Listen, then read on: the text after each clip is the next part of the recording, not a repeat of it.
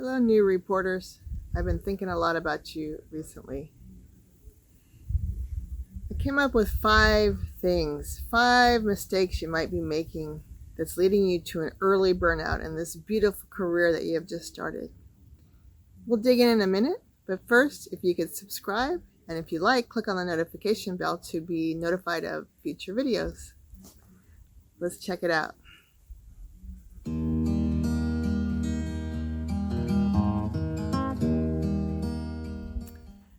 I remember that first day of court reporting school, walking up those stairs and taking my forms filled out and my check to pay, and being so excited. I had grown up in a courtroom, my grandfather being a judge, my dad being a court reporter, and so I knew about court reporting, and I was just so excited. I hated high school, and I was just excited to really embark on something that was going to be fun and something that was going to be mine, and I was going to be able to make a living, be independent.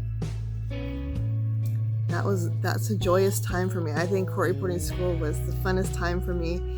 I never went to college. My grandmother told me once that college was her funnest time, and she was at university. I never went, but court reporting college was the funnest time for me. I was quite independent. I was learning something I loved. I was excelling at it. And then came the day, when I graduated. I passed qualifiers. I did my RPR in school, and then took the California CSR and passed it. That was in 1983. So that was also a very, very joyous time. Very quickly got a lot of work. I worked in court. I worked in depositions, hearings, and it was great. I was excited. That was in July, and very quickly, I remember the first Thanksgiving that came after I graduated, which was in July. I spent the whole 4-day weekend trying to get caught up on transcripts.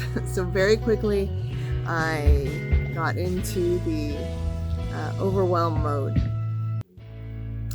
So I've been thinking a lot about you new reporters and me as a new reporter, and how not to get overwhelmed, which quickly leads to burnout. And then you're wondering, why am I doing this?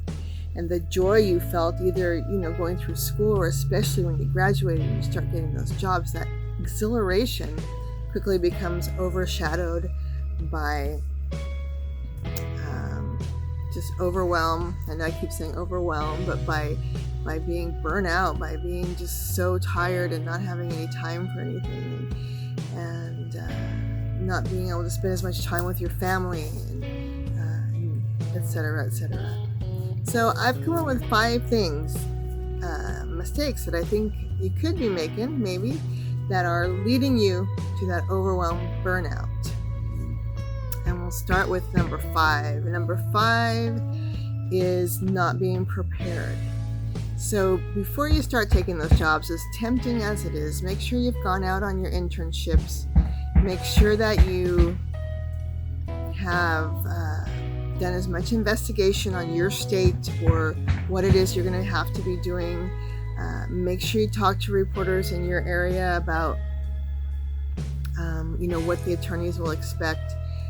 For example, read the code that pertains to discovery in your state, which will have the guidelines for depositions, if that's what you're going to do, and for court procedure, and when you have to turn in a preliminary examination, for example. Get to know all of that first before you start taking them, and then get overwhelmed. So with so much work and then getting behind, that's the worst feeling in the world. So that's number 5. Get to know everything that you need to know. Number 4 is not having the proper equipment and maybe backup. So you come out of school and you have a machine, and you've probably upgraded, and you have your professional software, which is what you need to work. But do you have extra cables? If you don't have an extra machine, which you probably don't, at least Have some friends that you can talk to and say, hey, let's get together and we'll support each other. And one person has an extra machine, let's just keep it tuned up so some of us can use it, or one of us can use it if our machine goes out of whack or whatever. Make sure that you're most comfortable. You have everything you need, and also backup so that you don't walk into a job and feel scared that something's not going to work. Number 3 is taking too much work all at once. Now, of course, you've been either living off student loans or working really hard and paying for school yourself, and now you've got the opportunity of making some good money. So you want to take all the jobs you can. You don't want to say no because maybe you think, oh, they'll never call me again, if I say no. So then you get, again, backlogged, and your work isn't as good as it can be because now you're kind of doing it really fast.